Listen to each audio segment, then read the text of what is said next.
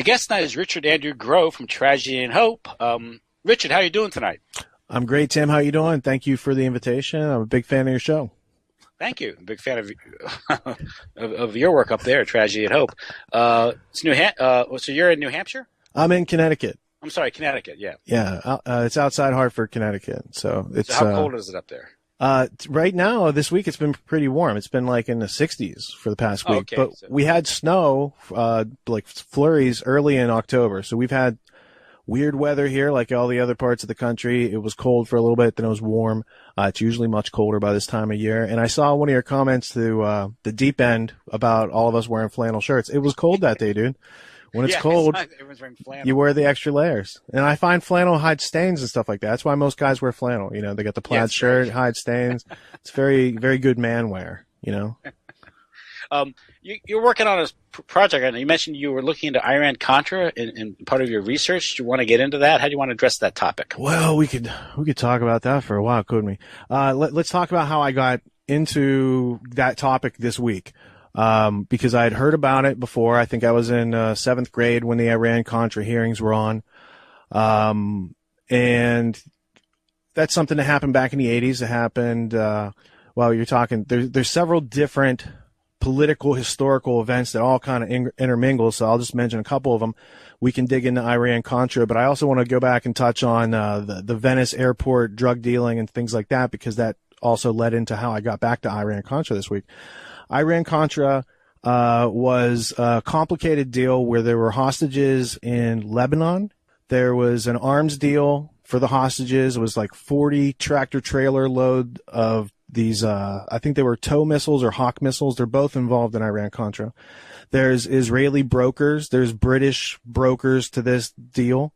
And then there was also the Contra end where they were bringing drugs into the country. The National Security Council was running a plan to bring drugs into Mena, Arkansas, and also into, if you look at the film American Drug War, onto the West Coast.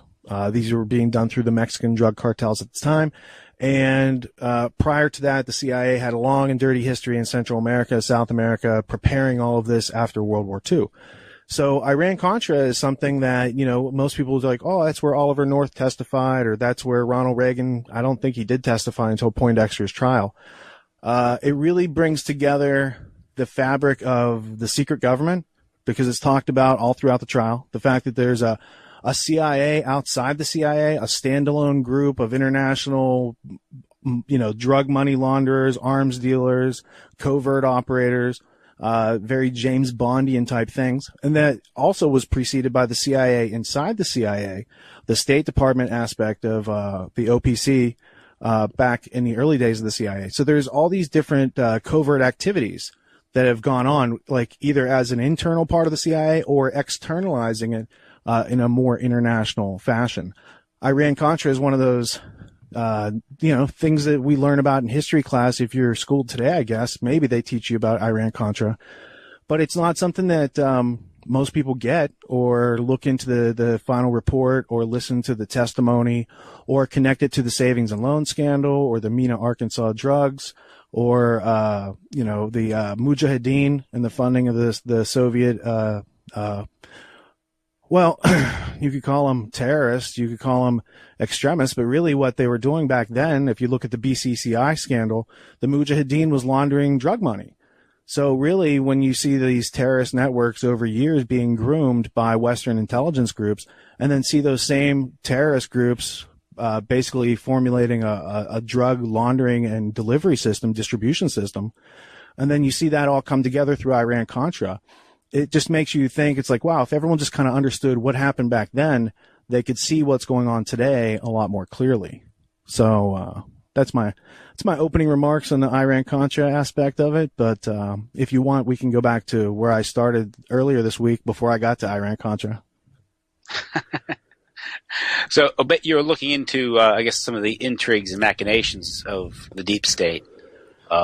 Always. I think your team you were talking about was often referred to as the secret team.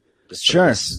Yeah. Well, there's the secret team is what you hear Fletcher Prouty talk about in relation to JFK, but that really before JFK, that's Operation 40. Those are a team of assassins that they're using in covert ops all over the world.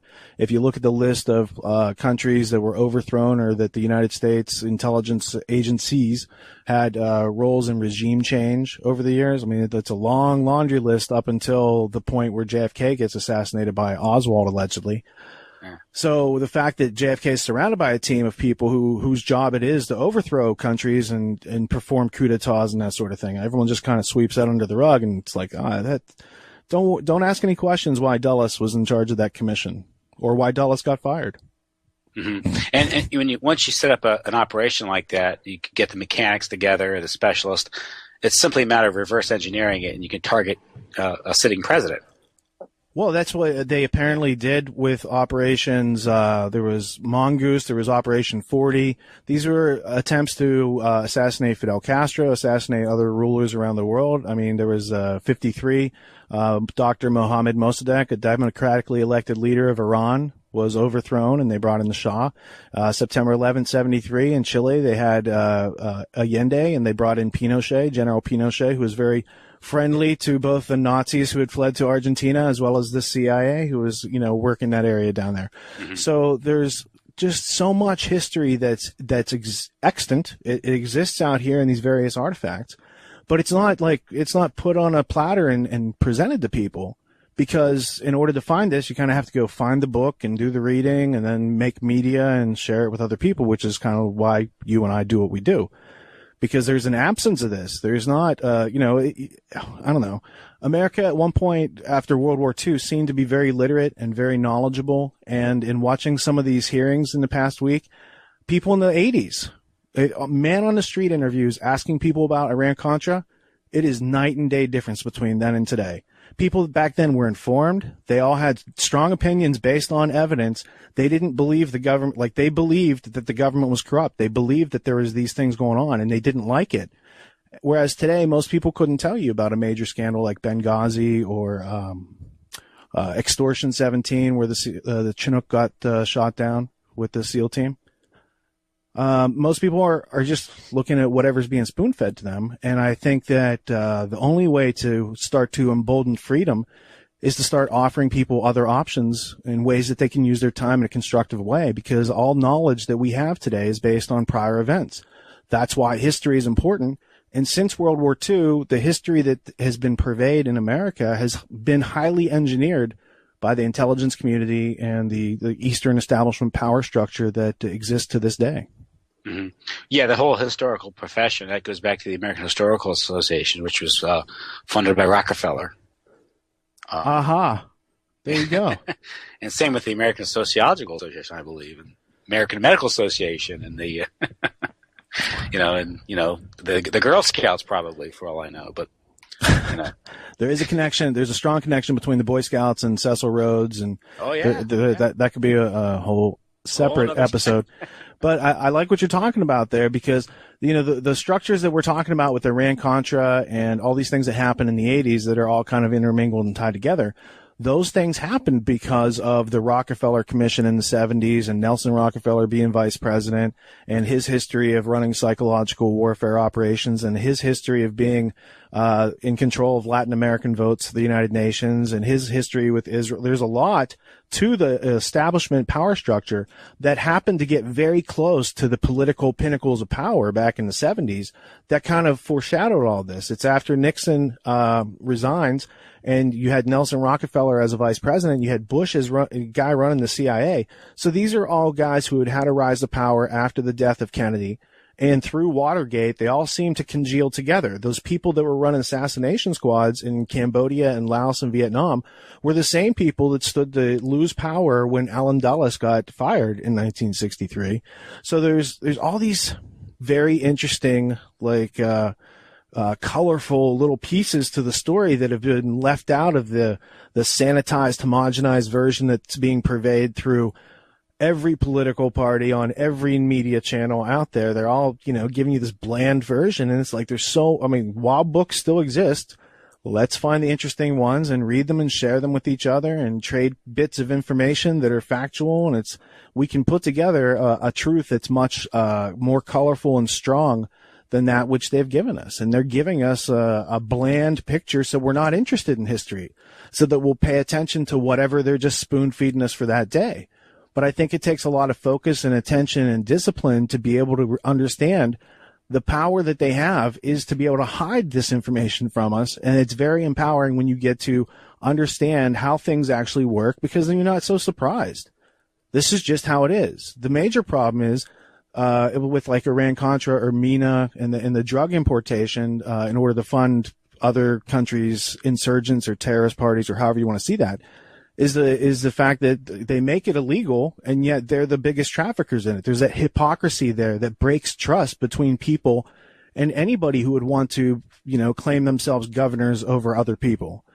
I'm just saying, if you're going to have government, shouldn't you try to keep it honest and in integrity and serving the people? And I think that it's just been a slow incremental drift over the past couple decades that has made it much, much worse. And that the security state of John Poindexter's Total Information Awareness Agency right after 9/11 that turned into NSA surveillance, that guy was way involved into Iran-Contra and BCCI and all these other covert operations that all were getting their money from cocaine and heroin and opium trafficking and laundering. And, of course, the origins of the Central Intelligence Agency go back to the opium trade and the families that amassed fortunes on that trade and the interest that arose, the financial interest that arose with the banking. And that even goes back to the British East India Company and how British intelligence developed out of that, too. So, well, in trying to understand it for myself, because that's basically what my podcasts have been, whether it's 9/11 Synchronicity or Peace Revolution. I'm trying to answer these questions for myself, these substantial questions of how did our country come to be brokering as standard practice in these illegal drugs and funding these quasi or straight up terrorist groups on the other side of the world, whether it's Mujahideen or Al Qaeda or ISIS or however you want to classify it. It's a policy of the United States for the past 50 or 60 years to do this. Where did we get this idea? The British Empire has a long history of this. Where did they get the idea? So it goes back through history. So it's not any group of, people that are a large population that's responsible. We in America let our guard down. We didn't do enough learning about our closest ally, Britain, but they used to have this thing called the British East India Company. And that was a monopoly that spanned the entire planet that was based on controlling people through illicit substances that they monopolized, but also used to undermine populations and take over other countries and to get a bunch of money that could be used to, again, conquer and suppress. So when if you look up on Google the map of the British Empire at its peak, or all the countries it's ever invaded, you see a map that's almost the whole world that's red. Now, that's not the people in England or the people in Ireland or the people in Scotland themselves. It's the system that governs that piece of territory, those islands, for instance. That same system is transplanted over here in the 20th century, and then we take on a very similar internationalist agenda, inheriting these bases around the world that were originally ports of the East India Company. Skull and Bones is the American incarnation, or the seed planted in America that's going to be based on, controlling people through the class system of the society, using the money from slavery and drugs. Well, there's other people who had that same belief, and that's the Anglo-American establishment. That's the connection between the two. That's why you've got John Kerry investigating the BCCI. You got the guy from Skull and Bones that has a history of opium. He's the specialist. Why not? Right? And that's the same thing for the Bush family. It's like their rise to power is partially because of membership in these groups, but these groups all have a common agenda. The common agenda is to not tell you the truth. And while they're out there, working with reality, we're all working with the wrong questions and getting to the wrong answers.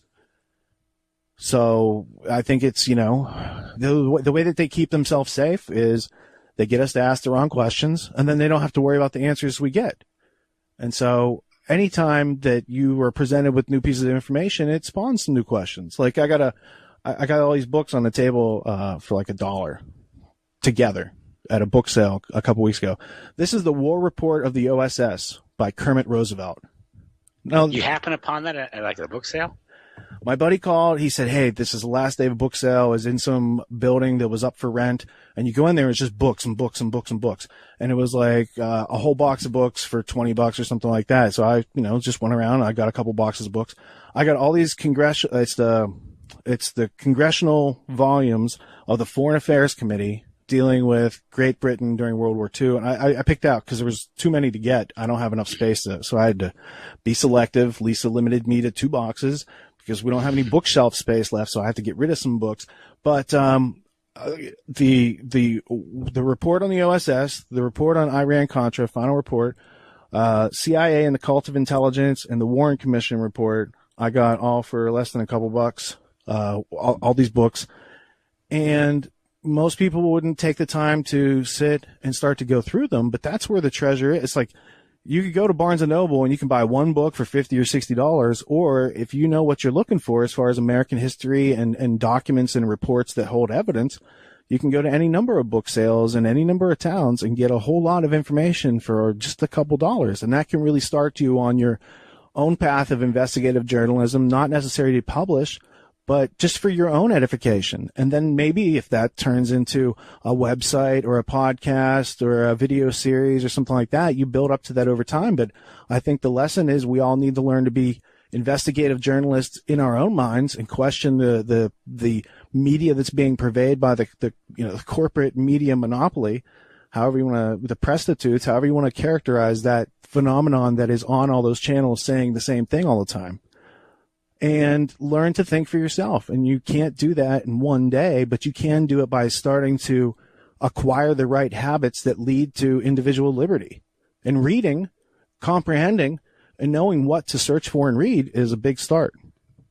Now, one of your research, or part of your research, is finding the continuity, the things that link different events together. How these aren't just episodic events. And you learn one thing is that there's a JFK assassination, then there's Watergate, there's Iran-Contra, and there's 9/11. These aren't separate events. They're all tied together. One example of that is, I think, on Daniel Hopsicker's book, is in Burying the Boys. Sure. I think on the cover, aren't there the guys from Operation 40 on the cover? All right. So first off, neither you nor I have a copy of that book because the open market and its scarcity makes it's cost prohibitive. Yeah. So I don't have that book. You don't have that book. But we both wish we had that book, don't we? Yeah. And on the cover, there is that wonderful picture. And in there is Felix Rodriguez and Porter Goss and Barry Seal, right? And this is Operation 40, and it's in 1963 in Mexico City, and it was in Barry Seal's wife's safe. So there's that photo. And he's smart to make that the cover of the book, because if you understand that, it's like here were guys on a rise to power. Why did they have a rise to power? Because the intelligence agencies had already bonded with the mafia in World War II. Meyer Lansky, Lucky Luciano, all those guys became very friendly with the Eastern establishment bankers who were the intelligence agencies. And it's not just American bankers, because American intelligence is just a carbon copy of British intelligence. The plan for the CIA, or the blueprint for the OSS, was given to Donovan by many accounts, including several books that I have upstairs that seem very credible, by Ian Fleming. Now, some people were like, well, that's just British propaganda. It might be. They're pretty clever dudes. They've been playing the game for 1,000 years, and we're new to the game. Let's just realize that. And let's try not to be taken advantage of in the 21st century like we were in the 20th century, right? So there's the aspects of the Anglo-American influence. And when you say I look for continuities, the continuities are just there. You just read any of this. If you do the general grammar on any of these events and then go to another event and do the same thing, you're going to find out some of these same people were involved. You don't have to find out who Richard Secord is in Iran-Contra if you've already learned and mapped out the Phoenix program in Cambodia and Laos and, the Vietnam days, right? You don't have to figure out who's this Max Gomez in Iran-Contra in Mina and in Mexico dealing drugs and setting this up with the H.W. Bush and Celly Castillo and stuff like that, right? Because this is Castillo's testimony that he was down in Pongo Airport and he had met with Bush down there in some other meeting and he told him this, and Felix Rodriguez was there. Well, Felix Rodriguez goes all the way back to 1960 with Operation 40 and them training the Contras of the day, the Cubans, to go over and do the Bay of Pigs thing. So you had a group of assassins that worked very tightly in the 1960s, And they continued to be unimpeded into the 1980s, right? There was some legitimate journalism out there that shows that the person who shot John Lennon at the Dakota Hotel where he lived wasn't Mark Chapman. It was the doorman standing behind him, Jose Perdomo, who was part of the Operation 40. And at the time, and who had worked for Felix Rodriguez, and at 1980, Felix Rodriguez worked in the old executive office building. His office was next to George H.W. Bush, the vice president. So there are these, I don't want to call them ominous continuities because it's an overused phrase in my interviews, but there are. That's what they are. There's a continuity, and when you understand what those continuities are, they're tied to the drug trade, assassinations, covert actions, and rises to power that should have never been allowed to happen in the system where you have freedom and an open democracy and a free press. I mean, the only reason we're here today doing these shows and doing what we do is because we lost a free press in America, because the Fourth Estate did not do its job, and the newspapers stopped telling us what was going on in the world every day.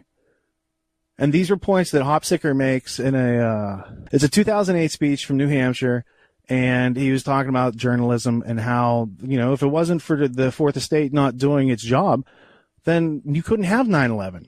You couldn't have Iran-Contra. Those things would have been nipped in the bud. Those people would have gone to prison all the way to the top, not just the bottom underlings, right?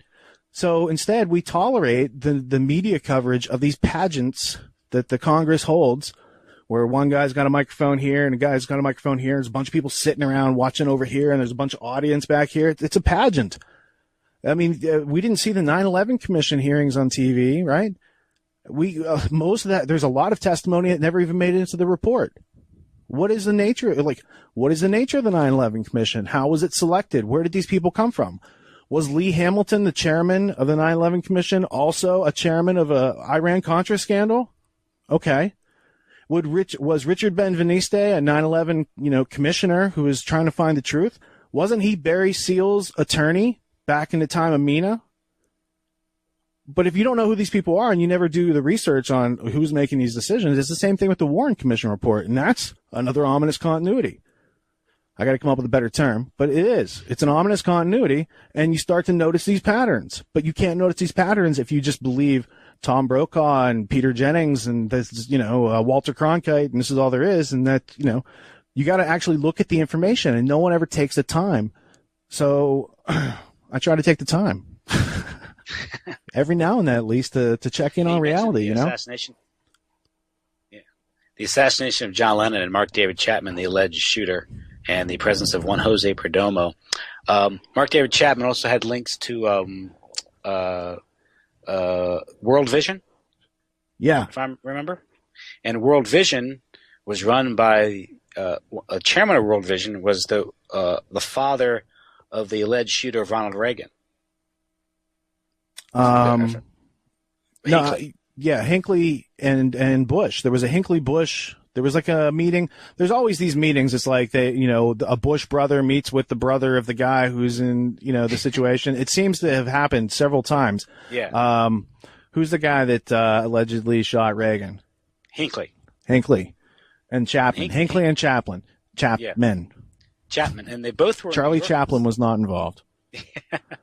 But if I recall, World Vision is a CIA front, which is supposedly a Christian refugee operation, and it's been at least been some people believe it, and I believe it's a CIA front to recruit assassins and patsies. And Mark David Chapman worked for World Vision, and I believe on the board of the chairman of World Vision, if I'm not mistaken, was also John Hinckley's father, and as you mentioned, John Hinckley's. His brother was set to have dinner with George Bush's son the night after the assassination. Was it Neil Bush? Might have been Neil Bush. See, there's Neil Bush, there's Marvin Bush, there's on the morning of 9/11, you got Osama bin Laden's brother at the Carlyle Group meeting in D.C. with the Bush family, and he made it out of there. Like, if his brother had double-crossed the Americans, don't you think he might not have made it out of that meeting? What did they do? They flew his whole family out of the country. That's not the sign of a double cross. That's a sign of everything just worked, and here's what you get. You get your family out of here safely. So apparently, this Osama bin Laden guy who was supposed to have attacked us, in reality, was just the guy who ran a heroin and drug courier type of ring. And from looking at Hopsicker's research about, who's Mohammed Atta, the guy who hijacked this plane and did all this stuff on 9/11, who is he and where did he come from? He looks like not a Muslim extremist. He looked like a gangster. He looked like a guy who would fly planes full of cocaine into the country or bring heroin over from the Middle East. Mm-hmm. And 80% of the people being trained at Huffman Aviation were foreign nationals. You got 2 foreign nationals owning 2 airports or 2 piloting schools. Both Dutch, right? Both Dutch, which means that's NATO. That's Operation Gladio. If you look at it, it's like it's CIA and government approved, going on in our country, participating in the same sort of thing that they did in Gladio, which they turned it into a drug network. Mm-hmm. This whole idea that they could control the black markets and have that money available as slush fund, covert ops that don't have to be approved by any Congress or any body politic of any country. That's what they mean by shadow government. That's what they mean by these people who are acting outside the law, outside the Constitution, because they're internationalists. And they're using our money, our tax dollars, our family's tax dollars, everyone paying into the system to do these things in our name. And then if you look at, a blowback theory type thing of 9/11 where, because because the United States had funded the Mujahideen in Afghanistan and all that was going on, then they came over and attacked us. Well, that only goes so far. Because then you have to look at the BCCI connections to the Mujahideen and the heroin traffic and the fact that the Taliban stopped heroin production, which led to a military intervention in Afghanistan, a place where I don't think any of the hijackers came from. And the military moved into Afghanistan pretty early in October of 2001, and they all had the right uniforms and all the equipment was in the right place, and they're all ready to go. So I don't know if anyone's checked the chain of ordering and how they do the logistics for that. That all takes a long time. And I bet if people looked for evidence, you could see evidence of things being moved before the triggering event of 9/11, meaning that the people who did the attack are the same people who plan to benefit from the attack and go back and open it up so that they have record highs of, that's a bad pun, record highs of heroin production. And apparently the supply of heroin has skyrocketed in the United States since 2001. Well, not only in the United States, I read an article recently where heroin is cheaper than food in Pakistan or maybe India. But the point is the market is being flooded with it. And while it's being flooded with it, a lot of people are getting, they're getting the shaft, and the people who control the black markets are having an ever growing rise to power. And they're abusing that power. And they can abuse that power because we don't know enough of the history to recognize the patterns and say, wait a minute, I've seen this before. Like if you can't see back in your life, even if you're not 30, if you can't see back for the last 30 years, it's pretty hard to pick up on what they're doing. If you don't, but this is a day-by-day learning curriculum that life gives us. So by learning how to take a little bit larger part of the history of the past and integrate it into your understanding, well, then you can see all the way back to 1898 when we started going and intervening in foreign affairs over in the Spanish-American War over in the Philippines. And that's how we got Guantanamo in Cuba, right? That whole war. And you can go all the way up through the 20th century. There was never a legitimate reason for America to use its resources and war-making abilities to go to war. We never faced a legitimate threat. We were never involved in a conflict that had anything to do with what they told us. And when you look into all these post-World War II incursions, the Korean conflict, whatever they ended up calling Vietnam, these other wars that they don't name, they just say, oh, we've got some kinetic activity over here. And it was like they just changed the language, and all of a sudden they're not making war on these countries in an undeclared way. Overthrowing regimes or making plans to overthrow regimes well in advance of anything that would even be on the radar of reality. But they have a plan. They're going to go do it. It's just like when Philip Zelikow showed up for the 9/11 Commission, he already had the outline of the whole report before they did the investigation. Like, that is a guy who's good at his job. And why is he good at his job? Because he works for the National Security Council, the people who've been running black ops in America for years. That's why he did such a good job. So whether it's Iran-Contra report or the 9/11 Commission report or the Warren report, it's not really a report on the facts that you need to know to make informed decisions about these historical events and to make decisions in your lives based on what you think you know. Is kind of dangerous if you don't look for yourself first. Mm-hmm. Philip Zelikow is an interesting character. I think his academic specialty is the perpetuation of public myths. Yeah, he's pretty good at that. He's the Cass Sunstein of that sort of thing. Mm-hmm. And he was the Alan Dulles of the 9/11 Commission report. He was able to get in there and control it, and make sure that. Well, he was their second choice. I mean, let's be honest. I mean, they wanted Kissinger first, and yeah. I would trust Heinz Kissinger and his whole commission. I don't see why they thought there'd be a problem with that. And unlike, Iran-Contra, like I said, I don't think that Reagan testifies until 1989 in John Poindexter's sentencing trial. In 9/11, Bush and Cheney not only didn't have to, go in front of the commission and answer questions on camera, off camera, on radio, recorded, under oath, none of that stuff. They held hands. They had a private meeting. Everyone said national security, and that was it. And a lot of people will say, well, it's national security, and they have a right to know. It's like, whoa. Since World War II, since 1947, with the creation of the National Security Act, like 80% of what goes on in this country is secret. How can you claim to know anything about what's going on when the 20% that they're giving us is not true? It doesn't make any sense. Mm-hmm. So the fact that knowing that it operates like that makes you say, all right, now you're a little bit more interested in that which has been declassified, because at least you're getting a little slice of maybe what happened in the past and you can try to put it together. But National Security Act was written by Clark Clifford, who's a Wall Street lawyer. And if you go fast forward like 30 years, there he is in BCCI, the Bank of Credit and Commerce International, which is laundering drug money and it's cocaine, opium, heroin money for 3,000 of the world's worst bad guys. And the CIA and MI6 are all up in that.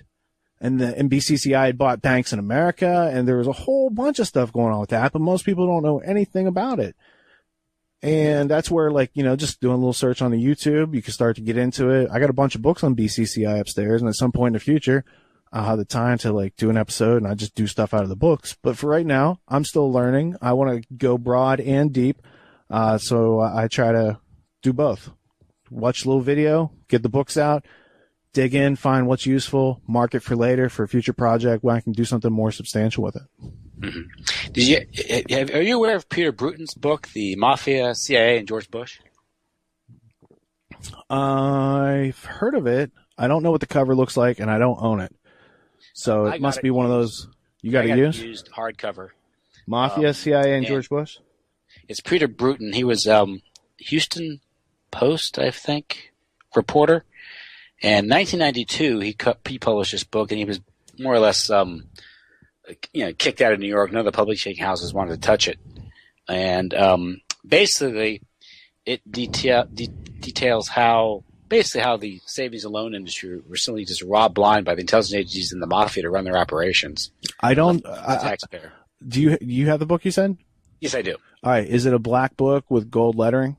Yes. All right. So I have it, but I haven't read through the whole thing, and I forgot the author's name. But while you're talking about it, I was like, I got that book. Why wouldn't I have that book? I've looked for these books. I've tried to find all the valid, credible books that are out there, anything that's been referenced in other footnotes or, bibliographies and stuff like that. So I was going through my mind. I found it in my head. Yeah, there is a YouTube series on this. It's kind of a cable access show. They run back in the 90s. They have like a 4 or 5 part interview with this guy, like 2-3 hours worth of interviews, where he details more or less gives a rundown on the book. It's a great interview. You can watch on YouTube. Just put Peter Bruton, and he details the allegations in the book and basically this is how these people operate. They rob the country blind. The savings and loans are just pilfered through sweetheart loans that are never paid back, and there was like they make loan after loan after loan, and they all eventually just went bust, and that was part of the savings and loan disaster back in the late 80s, early 90s. and the taxpayers left holding the bag. The McCain Five, wasn't that the McCain Five back then? Oh, the Keating Five. The Keating Five, and McCain was one of them. Yeah, right. The one Republican. Yeah. Yeah. And the SNL's connected to the P2, Propaganda Due, and Banco Ambrosiano, and Calvi, and Sindona, and Michael Kennedy, who was an unrelated Kennedy, who was the head of some Omaha bank. That there was. I mean, and that's not separate from Iran-Contra, which is not separate from BCCI, which is not separate from the heroin trail of this 1970s. I mean, this book is the 1974 Pulitzer Prize. And this is textbook material, right? Pulitzer Prize by the editors of Newsday, from the poppy fields of Turkey to the streets of America, inside account of the world's most profitable business, right? So on the back it says Turkey, the source, where poppy gum is converted to morphine base, where a kilo sells for $350. France, the world's laboratory for heroin production, where chemists are paid huge sums to convert morphine base to heroin, where the underworld ring maintains close ties with big names in the government, where the kilo sells for $1,100. America, the heroin capital of the world, where heroin is cut and distributed, where a kilo sells for $240,000. So in 1974, a kilo of heroin sold in America for $240,000. It's cheaper than food in some countries today. That's the difference between not having a drug war back then and having a drug war now. And when you look at the people, when you look at Nancy Reagan and Ronnie Reagan giving us that war on drugs spiel back in the 80s, that dude was like neck deep in Iran-Contra and Mujahideen and all sorts of stuff. They probably didn't even bother to tell that dude. Like, he was probably in there eating his jelly beans, and Zbigniew Brzezinski and all these other cats are still just operating business as usual because he's a facade. Reagan was totally a facade, which is part of the reason I think he got shot back then, because that would have made the people who had a rise to power even faster. And by the time you have a change from that regime, you've got Clinton in 93.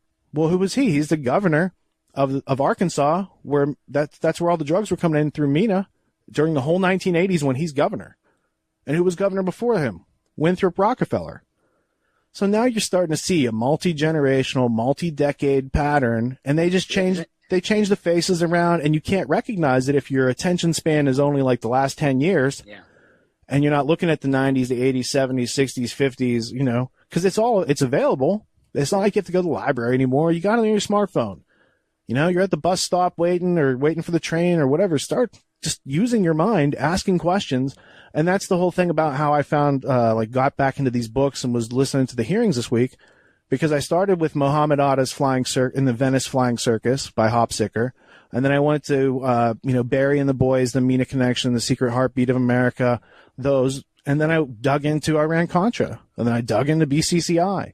And then I dug into the Tower Commission. And I'm going to dig in probably to the SNL scandal. Yeah, you talk about the failure of the Fourth Estate. Yeah. And there have been attempts, and of course we know the story of Gary Webb and the Dark Alliance series and his fate. How the Los Angeles Times took 17 reporters to destroy his reputation, no less than 17. And the Washington Post went after him. Walter Pincus was the reporter of the Washington Post, and he had direct ties to the CIA. He was one of the guys in the Mockingbird operation. Walter Pincus. He admitted it, that he did work for the CIA back in the 50s and 60s. Well, and why did these guys attack Gary Webb? Is it because Gary Webb's not a good writer? Is it because he made some mistakes? I mean, Gary Webb's an excellent writer. He did make some very minor mistakes. His overall premises are true. But the people who attacked him because they had known about the story, and they all chose to cover it up for the administrations, whichever ones were in power, because the people that are running the budgets for those news corporations are the very close friends of the people that run the budgets for the country. And so those guys had all just decided to stop being journalists. Here comes a guy. He's like, I got a story. Here it's out there. And the internet was kind of new back then. And Gary Webb had put all his files up there, all the references, everything was out. And people decided to attack him and ruin his life and assassinate his character and do worse to him later after they split up his whole family and everything. Yeah. But the fact that he did that and left those artifacts behind show other people. It's like, here's what was going on back in the 90s. Here's what's going on back in the 80s. what reason do you have to think that it's changed or gotten better on its own when people have just taken more and more attention away from that and put it on to the latest sparkly media that's being flashed in front of their eyes on their smart devices? Mm-hmm. And I think there was the quote by Gary Webb. I'm going to butcher it, but I remember he said something. He was giving a speech. He goes, "I used to think that I got promoted, I got awards because I was a good reporter. No, I only got those awards, I got the promotions. I never reported anything that mattered. The moment I reported something that mattered, my career ended." And that could save a lot of other people's careers, or even save people from getting into the position where their career could end because they were telling the truth. That's where the independent individual journalist has the power out there, because if you're printing it and getting it circulated on your own through your own network, then you don't have to worry about losing your job. You just have to worry about pissing off the wrong people who might want to come and hurt you. Yeah. There's safety in being inconsequential. Well, that's why I stick to history. I make sure that, but what I'm talking about is not just news that, appeared yesterday and that there's no facts available for it. Like the history about Iran-Contra comes from the interviews of people inside the trials and outside the trials. And then you can compare and contrast the two. Like when there's a pilot who's flying into MENA and he's a heavily decorated military officer who was a legitimate covert operative, who then at one point, after he's delivering drugs to the Contras, they want to fill his plane up with heroin. He says no. Then he and his family have to go on the run. His Terry Reid. Yeah. And so that was probably the second thing earlier this week that I'd watched on MENA and Iran-Contra. And it was after seeing, it's like, okay, I've heard the testimony, and now I've seen the other people involved, and there's a lot of footage of Barry Seal testing out his C13K or something like that. It wasn't a C-130. It was like a C-113K or something like that. Yeah, he's testing out his drug plane. And that same drug plane then gets downed in wherever, Nicaragua. October 86? It was October 5th. October 5th, 1986. There's 3 dudes on board. Hassan Fuss is the only one who survives. And that's where Iran-Contra starts in the public perception. But people had already been writing about it before that. They once that plane went down and those dudes are holding up the plane parts and they're like, hey, this is an American plane. And, Barry Seal got it directly from the CIA. And they had been using it on approved missions that, North and these guys talk about. They're like, no, we were just doing that. And I watched the Fawn Hall testimony. Yeah. So there's like 3 hours of her saying how she was asked to forge documents and she got stopped halfway through. So some of the documents she didn't get to forge the rest of these and the rest of these didn't get shredded. And it's like, they basically put her in a position where she's the one checking the approve box on these orders to do covert actions and sometimes assassinations and stuff. Because Poindexter will write a little note at the bottom and he's like, I can't stress how much this needs to be done, but he didn't check approve. Well, in order for the military operation to go forward, somebody has to check that box. So you got Fawn Hall who's like ordering assassinations and whatever else by checking these boxes. And it just goes to show, like, when it comes down to it, the people who are like, because everyone else is just following orders. Well, the person who's checking that box technically is the person who's like initiating violence against those other people. So it's a pretty crazy situation that shows you kind of how government works. That's how it actually gets done in the behind the scenes. Not saying it's right or wrong or that's the best way or worst way. I'm just saying it's kind of ironic how it did work. And that's the type of things they talk about in the trial instead of talking about the cocaine and everything else that could have been, I guess, brought in, but is brought in through other documentary films and other testimony and other evidence, that's available out there. Terry Reid's story is very interesting because he wrote the book Compromise. I guess after he won his legal case? I'm not sure if it's before. I'm pretty sure because that's one of the few cases where somebody has gone through that type of situation where like the whole family's on the run and assuming another identity. He made because he was a covert operative. He and his family seemed to have had a great time. They spent the year traveling to different national parks.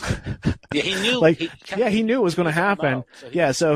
Right. And then they hid in places where it was like obvious that they shouldn't be and stuff like that. So him telling his story and his wife telling their story, I found it to be very entertaining and uplifting as these things go, because look, there was somebody that tried to do the right thing and he didn't get killed. That's awesome. Yeah. Let's see more of that out there, He called it, I think it's the agency, the tradecraft term is called transference, when you accuse the target of the very thing you're doing. Sure. That's the term he used, yeah. Sure, that makes sense. Yeah. And then there was Russell Welch, who was the dude who was, he's an Arkansas State Police investigator, and at some point during the investigation, somebody blew weaponized anthrax into his face to try to make him stop. Have you seen that testimony? I've seen that testimony in several different places, and then I was like, wasn't there some 9/11 anthrax right after that that was like mailed to people? So it probably came from the same place. I mean, how many? It's the MO of one group to use it for these types of attempted assassination. And Russell Welch's case, because he got to the hospital and he found a doctor who recognized what was going on. I thought that was interesting too. Because he tried to, he was like, well, maybe I got it from this or that. And she's like, no, the only way you would have this right now is a weaponized assassination type of attempt. So I don't know what that means. Maybe that was a nice CIA doctor. I don't know. Maybe somebody felt sympathetic for him. I don't know. And the story out of Maina was it was Time Magazine that played a big role. And, of course, the editor of Time Magazine at the time was Strobe Talbot. Right, who's a Rhodes Scholar, and he was Bill Clinton's roommate at Oxford. I like how you know about stuff too. This is fun, Tim. Yeah. All right. So Russell Welch is that guy. So he's investigating. This is in Mena, Arkansas, and he's intimidated, and they try to kill him. Then there was the guy from the IRS, and they basically got him to lose his job. So it just seemed toxic for anybody to try to address any of those situations, and I'm sure that discourages a lot of other journalists back in the day to not want to touch it at all. And that's how these things go on, because if there's nobody telling, I once had a boss say, yes, Richard, these things are going on, but why do you have to scream about it like a tenor from the top of the Empire State Building? I hadn't heard that term before, but basically he's saying, hey, why can't you just keep it quiet like everyone else? Why you gotta talk about it and ask people outside the group? And it's like, yeah, that's because that's how truth spreads. That's how we knew the British were coming.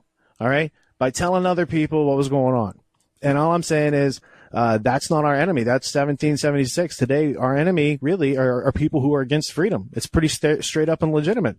There are people who espouse tyranny, who think that they're the ruling class, who are willing to use tricks of socialism or communism or whatever ism to try to get people away from freedom. And freedom is learning how to learn for yourself, becoming self-reliant, developing a real self-esteem, having self-confidence based on knowing how to do things, not because you have things or you can buy things. And knowing the difference between freedom and slavery, because all too often in this country, the conversation turns to Democrat and Republican. Well, I don't care about those pseudo names for those groups that really don't exist. What is this in terms of freedom and slavery? Oh, the CISPA Act or CISA Act or all these other, these legislation, that's been created since 9/11 to help protect us. It's like, well, what are these things really doing? Is the Patriot Act really protecting us? Or is it doing to us the thing that the terrorists wanted to do to us in the first place? Make us feel in fear. Make us live a life that's in anxiety, right? Taking away the security and comfort of freedom. That's what they wanted to do. That's what the TSA does when they stick their hand down the pants. That's what happens when people think they're being spied on from the NSA or Apple or Google or Verizon or AT&T. It's all the same thing. And I don't think it's something that we would willingly do if we had a checklist of things that could be done. It's like, oh, let's do that to ourselves. But it has happened, and we need to recognize that it's happened so that we can kind of mitigate the consequences and reverse our course until we get back to freedom, and then maintain a course that keeps us on a path to freedom. What you mentioned earlier in the interview, I know we're coming up on close to 50 minutes here. I said I'd have you for about an hour, so I don't want to take any more of your time. I know it's precious to you, but you mentioned something about the British selling illicit products to control populations, and we're talking about ominous continuity. Yeah, maybe curious continuity. Maybe curious continuity is a more benign way to look at it. But it's a continuity. Is we look at the history of the importation of drugs into this country by the CIA and working with various mafioso figures like Lucky Luciano and Meyer Lansky.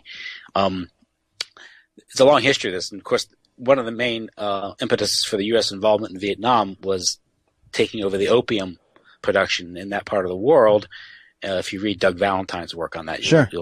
you'll see that.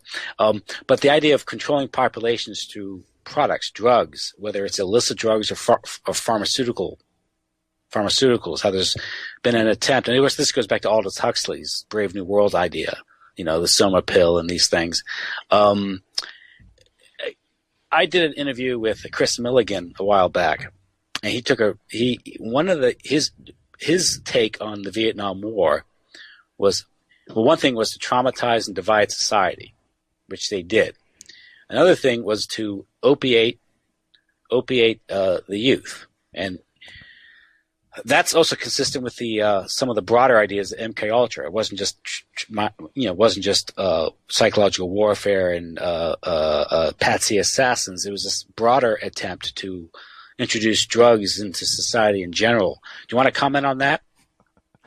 Well, that which was known at the time as the British Empire had a long history of cultivating crops that inebriated people in a way such that they pacifies them, makes them easy to control.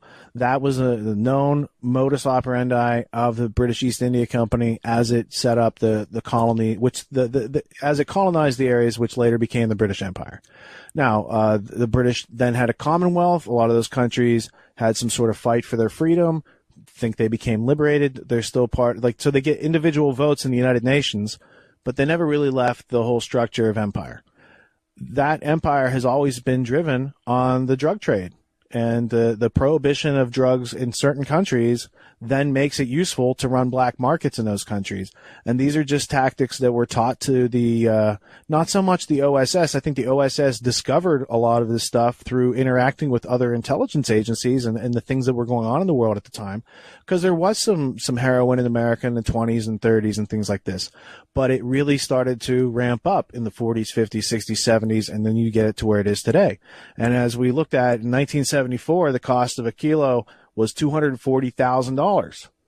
That's a lot of money. There's an economy of scale when you have so much people consuming and you have so much being created that they can lower the cost. Like when Adam Smith's talking about in The Wealth of Nations, when he's talking about agriculture, he's talking about opium. He's talking about poppies. He's talking about India, the place that the British Empire went to conquer after we had kind of fought them off for a while. And, they wanted to forget about us. We wanted to forget about them. They went to India and played around for a couple decades.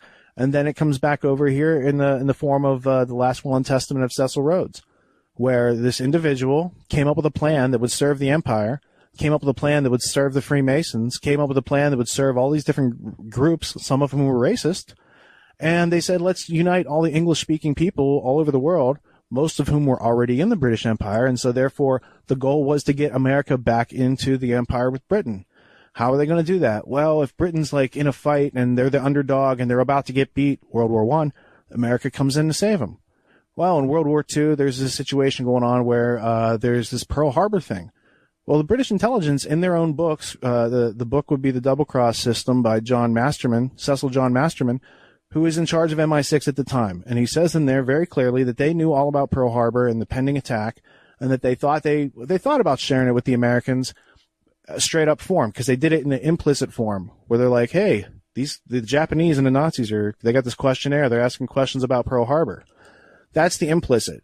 They could have said, hey, these guys are going to attack, and we definitely know. Masterman says in there that he did not share the information with the Americans because it was it was a newly fledged kind of relationship, and they didn't want to overturn the boat type thing.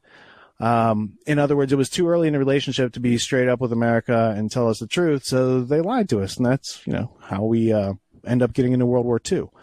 And then ever since then, the Kermit Roosevelts, working in the OSS, which became the CIA, got very, very interested in these preemptive clandestine operations that just happened to be in parts of the world where the multinational corporations wanted to do business, and the governments might have been nationalized, or the people might have wanted some sort of profits from the resources being taken from the countries. And they just had a way to deal with that through straight up force and gangster terrorism and death squads and all sorts of sordid things that could not have been funded had it not been for original funding from American taxpayers. So everyone being a little bit of a slave, paying the taxes every year, whether you're 20% slave, 40% slave, I don't know what your bracket is, But it's that money that created the nucleus from which they then jumped off and started doing the black market illicit budgets, which has funded these covert operations for the past at least 60 years since World War II. There is see if I can find this quote here regarding the drug war. I thought it's worth mentioning to you because I thought it was a great pithy way to sum this up. So if I can find it here. Golden Triangle, Air America. Yeah. Anyway, it's an article I ran across talking about the drug war, the prison industrial complex, and I'll read it to you and see what you think. Just like when I woke up and saw just how 100 different puzzle pieces only formed a coherent picture when taken together. Watching Kill the Messengers, this is a review of Kill the Messenger, the movie about Gary Webb that came out last year. Watching Killing the Messenger in isolation may result in one walking away with the feeling that the story of government drug dealing must be exaggerated. Sure, there may be a few bad apples, but let's not throw the baby out with the bathwater. But first take a look at decades of government complicity, collaboration, and encouragement of worldwide drug dealing, from the forest of Nicaragua to the mountains of Afghanistan. Think of the hundreds of billions of dollars of drug money laundered to the largest and most prestigious banks on the planet. Contemplate the additional billions spent on taxpayers to fight a hopeless war that does nothing to stop drugs, but if anything just takes out the government's small-time competition in the drug-dealing business.